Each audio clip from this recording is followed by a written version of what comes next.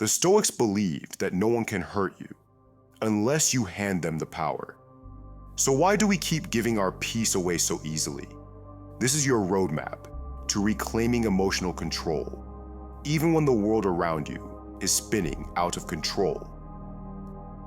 Lesson 1. Focus on what you can control. Chaos isn't your enemy. Your reaction is. The modern world throws 1,000 things at you daily. Deadlines, judgment, rejection, pressure.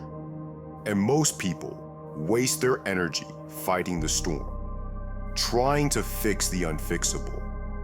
But the Stoics knew something different.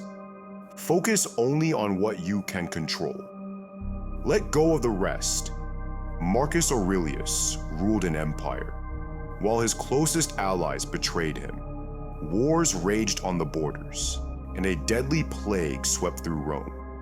And yet, in Meditations, he wrote, "You have power over your mind, not outside events. Realize this, and you will find strength." Think about that. You can't control the traffic that makes you late. You can't control the harsh words someone spits at you. You can't control the market crashing, or your boss's mood, or whether someone chooses to love you. But you can control what you do next. Do you clench your jaw, or breathe deeply? Do you lash out, or stay silent? Do you spiral, or center yourself? This is the Stoic mindset, mastering your inner world when the outer world goes to war. Let's make it real. You're in a heated argument with someone you care about. You feel disrespected. The old version of you would shout, defend yourself, maybe even say something you regret. But now, you pause, you observe, you choose your response. That's control. That's composure. That's what separates the Stoic from the average man. Because every time you shift focus away from what you can't control and back to what you can, you build strength. And in that strength, frustration dies, anxiety fades, and clarity takes its place. Lesson 2. Practice mindfulness and presence. Most people live in a mental fog, replaying past mistakes, worrying about what hasn't happened yet. But a Stoic trains himself to wake up, right here, right now. When frustration hits, your first weapon isn't logic, it's awareness. Awareness of your breath, awareness of your thoughts, awareness of what is real, not imagined. Think of the last time someone disrespected you. Your body reacted before your mind did. Your pulse quickened, your fist clenched, your vision narrowed. But Stoicism teaches this. You've been given the faculties to bear whatever happens to you. Do not look for trouble in your imagination. Epictetus. Mindfulness is that invisible pause, the split second where you realize you are not your anger, you are the one watching it. And in that awareness, you regain your edge. Try this. When you're stuck in a crowded subway, feel the tension building, then observe it. When your phone buzzes with bad news, don't react, breathe. When your plans fall apart, watch your emotions rise. But do nothing, just observe. Over time, that pause becomes longer. That breath becomes deeper. That space between trigger and reaction becomes your battlefield. And you become calm under pressure. Mindfulness isn't about escaping the world. It's about anchoring yourself in it, so deeply, so fully, that nothing can drag you away. Whether in war, in business, or in heartbreak, the Stoic remains present, because presence is power. Lesson 3. Embrace negative visualization. Premeditatio Malorum. What if everything went wrong? What if the markets crash tomorrow and your savings disappear overnight? What if someone you love doesn't wake up? What if everything you've built is gone by sunrise? Most people push these thoughts away. They numb themselves with distractions. They scroll. They drink. They pretend. But Stoics knew you can't prepare for what you won't let yourself imagine.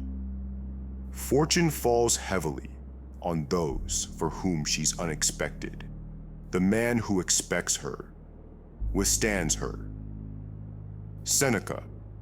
Premeditatio Malorum means rehearsing the worst before it arrives, not to invite suffering, but to sharpen your mind. Think of it like strength training for the soul. When you visualize the loss of your home, you begin to realize it never was your security.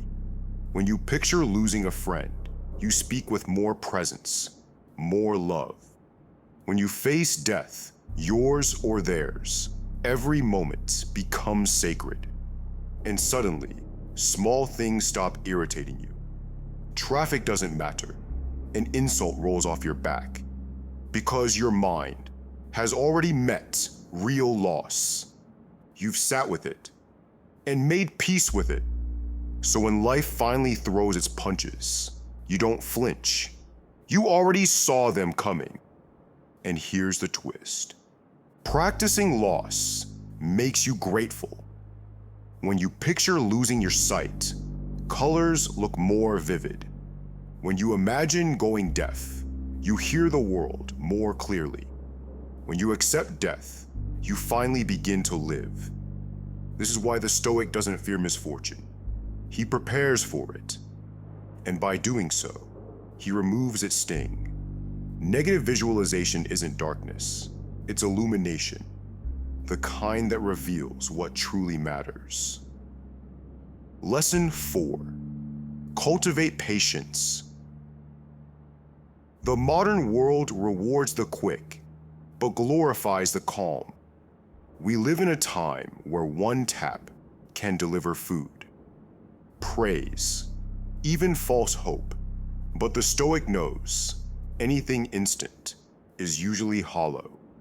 True strength, it's built in silence, over weeks, over years. Don't seek for everything to happen as you wish it would, but rather wish that everything happens as it actually will. Epictetus, patience is not just waiting, it's how you behave while you wait. Imagine this. You're launching a business. You post content daily. You pitch ideas. You build in the dark. 1 month in, no traction. 2 months, still silence. Most men quit. They say it's not working. But the Stoic, he's not chasing quick dopamine. He's building discipline. Because he understands, not seeing results is not the same as failure. Or picture a man recovering from heartbreak. He wants to feel better now, wants to move on, forget, distract. But the Stoic allows himself to sit with it, to learn from it, to heal at the speed life demands, not the speed his ego craves. This is what separates him. Everyone else is rushing toward the next thing, the next thrill, the next like, the next win. But the Stoic stands still, watches the storm, and knows that growth doesn't announce itself. It happens when no one is watching, when you choose not to complain, when you show up again without reward, when you endure delay without bitterness. That's patience. And patience is a silent form of power. So let the world scroll, panic, chase. You're not in that race. You are moving slowly, but unshakably toward what matters. And that is how a Stoic wins. Lesson 5. Reframe your perspective. What if the problem isn't the problem? What if it's the way you're looking at it? The Stoics didn't waste time asking, "Why me?" They asked, "What can this teach me?" Because events, or by themselves, are nothing. It's your interpretation that gives them power. It is not things themselves that disturb us, but our opinions about them. Epictetus. Let's break this down.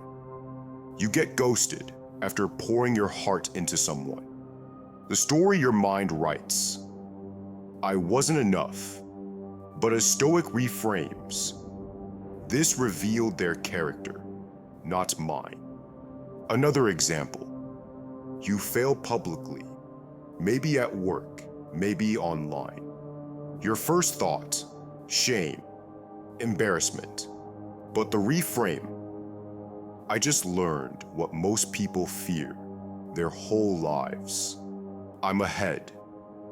Reframing is not toxic positivity. It's mental jujitsu, using the weight of adversity to your advantage.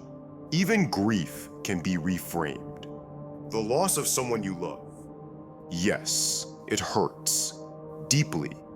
But instead of letting it harden you, the Stoic reflects, what a gift it was to love them at all. The point isn't to erase the pain, it's to give it meaning. And here's where everything changes. When you shift from, this happened to me, to this happened for me, you move from being a victim to a student. And once you become a student of life, nothing is wasted. Not failure, not heartbreak, not betrayal. Everything becomes raw material for your transformation. So the next time life hits you, ask, what else could this mean? Because the story you tell yourself today will shape the man you become tomorrow. Lesson 6. Practice self-discipline. You will never master your emotions until you master yourself. Self-discipline isn't a punishment. It's a path to power. In a world of quick highs and easy escapes, the disciplined man becomes rare. And in that rarity, he becomes unstoppable. No man is free who is not master of himself. Epictetus. Let's be real. The temptation is always there, to scroll instead of work, to argue instead of listen, to numb instead of feel. But each time you choose the easy way out, you weaken your grip on yourself. Discipline is choosing alignment over indulgence. Picture this. You're home late. The day has crushed you. Every part of you wants to collapse, binge, rage, disappear. But the Stoic moves differently. He sits down, opens his journal, writes through the chaos. Maybe he trains, not to look good, but to stay sharp. Maybe he prays, reads, reflects. These aren't grand gestures. They're small acts of defiance against emotional slavery. Because real strength isn't loud. It's the quiet refusal to be ruled by urges. Every time you resist, you win. Not over the world, but over the version of you that keeps losing. And that's the battle that matters most. A man who disciplines himself, speaks only when it serves, acts only when it aligns, endures what others avoid. He becomes consistent in an impulsive world, grounded in a culture of chaos, and free, not because he can do anything, but because he no longer has to. That is Stoic self-discipline. Not control for the sake of control, but control for the sake of virtue. Lesson 7. Reflect and learn from experience. A man who doesn't reflect repeats. He makes the same mistakes, feels the same frustrations, lives the same life over and over again. But the Stoic doesn't just move through life. He studies it. When the light has gone out and your head is on the pillow, examine your actions. Ask, what did I do right? What did I do wrong? What could I have done better? Seneca. Reflection is where discipline becomes direction. It's the moment you extract the lesson from your suffering. Think about this. You had a difficult conversation. Your emotions flared. Most people move on fast, but you sit down later. Ask yourself, why did that trigger me? What story was I telling myself in that moment? Suddenly, the anger becomes insight. Or maybe you failed publicly, and instead of hiding, you dig into the ashes. Where did I ignore the signs? What can I build differently next time? That's how Stoics grow stronger, not in the moment, but after it. Daily reflection is how you upgrade your internal system. Over time, patterns become visible. Emotional triggers lose their grip. Your responses become cleaner, sharper, more aligned, and one day, without even noticing, you realize you no longer break like you used to. Not because life got easier, but because you got wiser. That is the Stoic path. Not perfection, but progress. Earned one quiet evening at a time. Storms will come. People will disappoint you. Life will shake you to your core. But you've trained for this. Not in the gym, not on a stage, but in your mind. You don't chase control. You practice it. One breath at a time. One decision at a time. One reflection at a time. This is how you master your emotions, even in chaos.